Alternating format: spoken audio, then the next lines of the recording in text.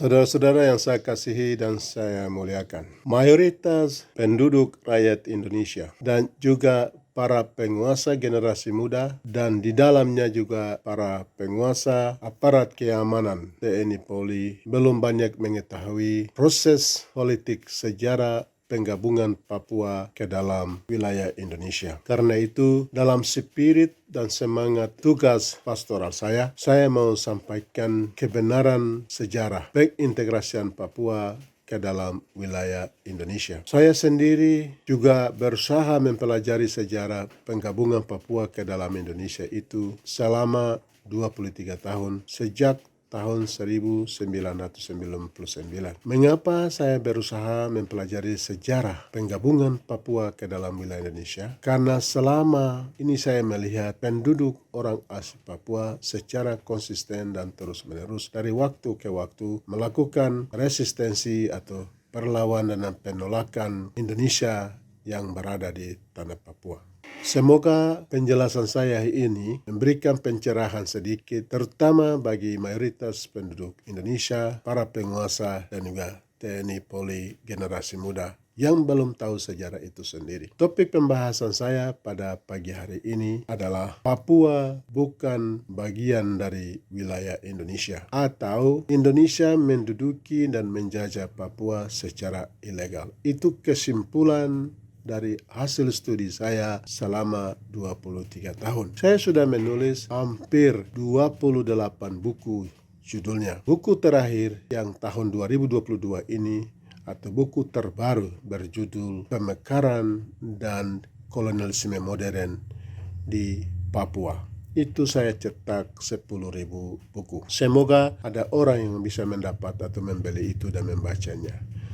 Saya mau sampaikan proses politik dimasukkannya Papua ke dalam wilayah Indonesia, orang asli Papua tidak pernah dilibatkan bahkan diabaikan. Kita melihat dalam sejarah Perjanjian New York 15 Agustus 1962, penduduk orang asli Papua tidak diminta pendapat, bahkan tidak pernah dilibatkan, bahkan diabaikan sama sekali. Perjanjian New York 15 Agustus 1962 itu dibuat oleh Indonesia dengan Belanda, dimediasi oleh Amerika Serikat. Itu orang asing yang buatnya. Lalu beberapa bulan kemudian itu lahirlah Perjanjian Roma 30 September 1962. Dalam Perjanjian Roma itu ada 7 butir. Dan butir kedua di situ menyatakan bahwa disetujui oleh orang-orang asing ini, penguasa asing ini, bahwa penguasa Indonesia berada di Papua selama 25 tahun. Sejak 1 Mei 1963 sampai 1 Mei 1988. Tapi pemerintah Indonesia mengingkari itu dan tidak memenuhi itu. Sampai melanjutkan pendudukan dan kekuasaannya di Papua dengan pelaksanaan PEPERA 1969. Pelaksanaan PEPERA 1969 dalam pemilihan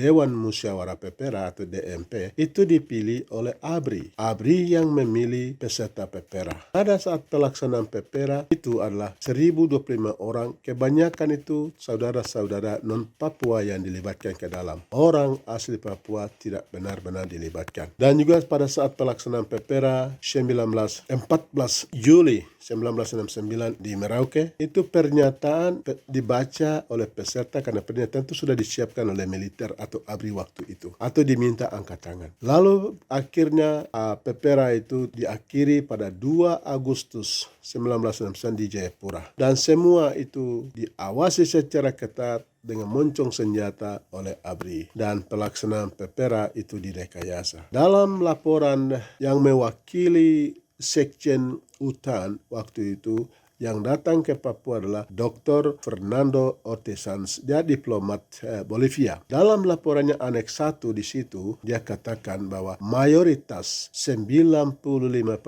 penduduk orang asli Papua berpendirian teguh untuk merdeka. Sujarwo Menteri Luar Negeri juga mengatakan hal yang sama, dan juga Duta Besar Amerika Serikat untuk Indonesia juga mengatakan hal sama, bahwa mayoritas penduduk orang asli Papua ingin merdeka dan tidak tidak mau hidup dengan Indonesia. Pertanyaan saya ialah, kalau tahun 1969 dan sekarang sudah hampir 60 tahun ini, apakah keinginan orang asli Papua 95% itu sudah berkurang? Saya pikir tidak. Justru ideologi dan nasionalisme penduduk orang Papua meningkat, bukan 95% lagi, tapi bisa dikatakan 98%. Saya sendiri melakukan studi itu dan saya sudah berkali-kali menulis dalam buku saya. Saya yakin kalau ada yang sudah membaca dapat mengetahuinya. Lalu dalam situasi kondisi seperti itu, kita lihat ada kejatuhan Soeharto dan ini menjadi angin segar bagi penduduk orang asli Papua dari Sorong Merauke. Pada 1998-1999 itu, bagaimana gerakan solidaritas dari seluruh rakyat Papua. Mereka menuntut penentuan nasib sendiri atau menuntut pengakuan kedaulatan 1 Desember 1961. Kita lihat di sini. Di sini tim 100 ke Jakarta ketemu B.J. Habibie. Lalu kembali melaksanakan MUBES dan Kongres. Tuntutannya sama. Dan lahirlah namanya Otonomi Khusus Jilid 1 nomor 2001 tahun 2001. Itu adalah solusi politik. Win-win solution. Untuk menerima otonomi khusus ini, tekanan demi tekanan dilakukan oleh negara-negara asing. Uni Eropa datang menekan, Amerika datang menekan kami, rakyat kami, supaya kami menerima otonomi khusus. Waktu itu Uni Eropa datang, saya sendiri diminta temani dari Jayapura ke Wamena dan ke Piramid dan kembali. Ini mereka sudah menekan kami.